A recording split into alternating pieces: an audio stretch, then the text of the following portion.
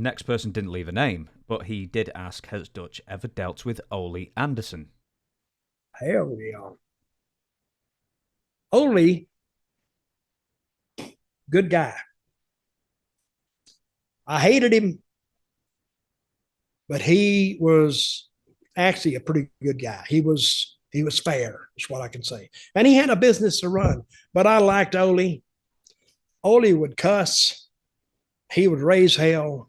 He'd cuss you out and make you like it because he had such an entertaining way of doing it. Because he told me one day, I forgot I don't even know what brought it up, but I think he looked at me one day and he said, "Hey, you son of a bitch, you know what I can do to you." I went, "What, Ole?" "I can fire you. I can fire you right here. And I might just fire you before the day's over, because, it's something about you. It doesn't sit well with me." But he said, Lex Luger, you know him? I can't fire him. I don't give a shit what he does. I can't fire him because if I tried to fire him, the head bosses would come down on top of me. But I can fire you. And I think he was just kidding me, I think, because he didn't fire me. But he just went on and on and on like that. And people would get mad at him. He didn't give a crap. Only, when he was in mid-Atlantic and Charlotte territory, he had tons and tons of actual heat. Because when him and his brother Gene would go to the ring, that roof would come in. Because everybody hated Ole. And whoever was with Ole, whether it was Gene, which is usually his tag team partner, or whoever, they got the heat that they couldn't all throw on Ole. He was a son of a bitch just for being with Ole. That's in the good old days of wrestling. Now, one day, this is another story. He's coming out of the ring in Greenville, South Carolina, and they had done something to Wahoo, or they had done something to, one of the Indian kids, the Thunderclouds, or the one of those guys, the fan favorites.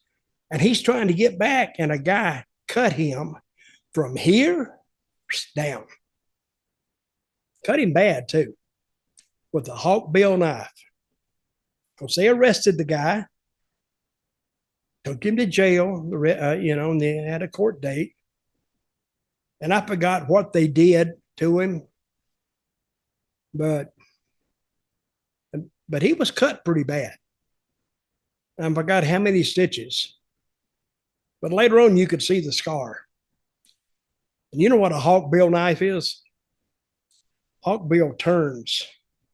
It's a blade that comes up and turns in. This is like a talon kind of thing. It's a hook almost. Yeah. But when it gets in there, it had to stay in there.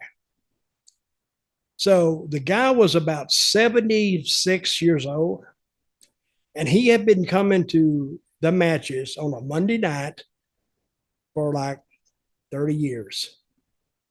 Because Greenville was one of those weekly Monday night towns. And all they did to him, I think they give him a fine and maybe a jail sentence, suspended because of his age. And part of his punishment was forbidden to ever attend wrestling at the Greenville Memorial Coliseum ever. And he died about a year later.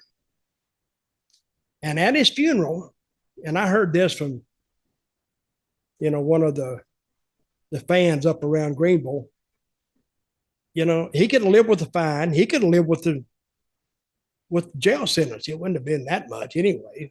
Maybe 3 months, 4 months. And he'd have got out because of his age anyway. What killed him was not being able to go to the matches on Monday nights, because now they interfered with his life.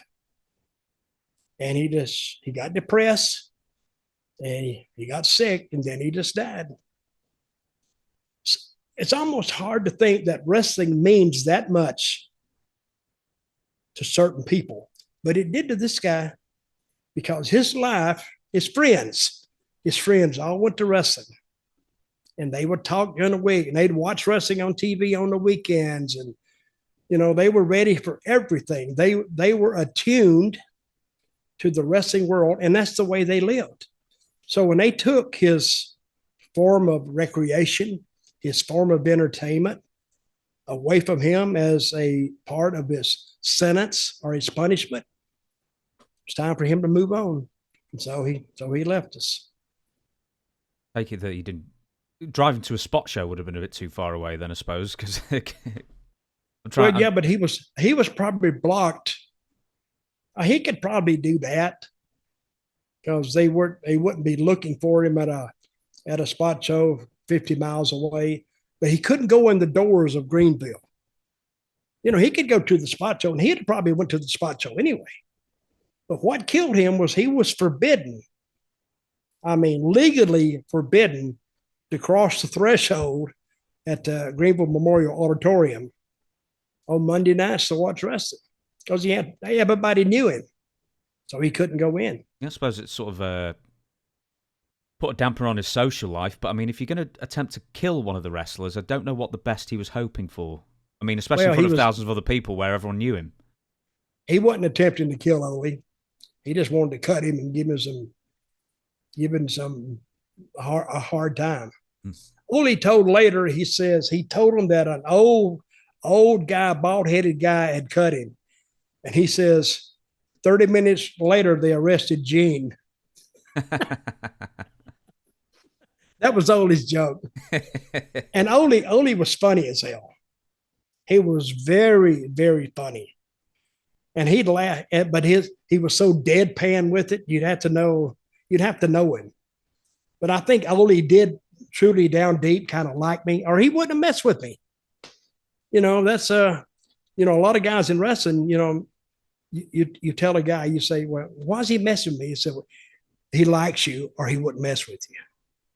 That's how they judged it. They said, oh, okay. Jim Cornette has said that Ole used swear words like Picasso used paintings or oils or whatever like that. So he was. Oh, he was a cussing machine. MF and SOB and this and that and the other and F. And I mean, it was half his word usage. If he gave you a sentence, half of it would be cuss words.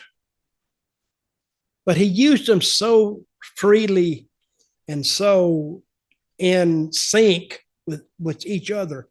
It was actually kind of like poetry if you're listening for that, because he was actually very good at it. I love Ole. I like him.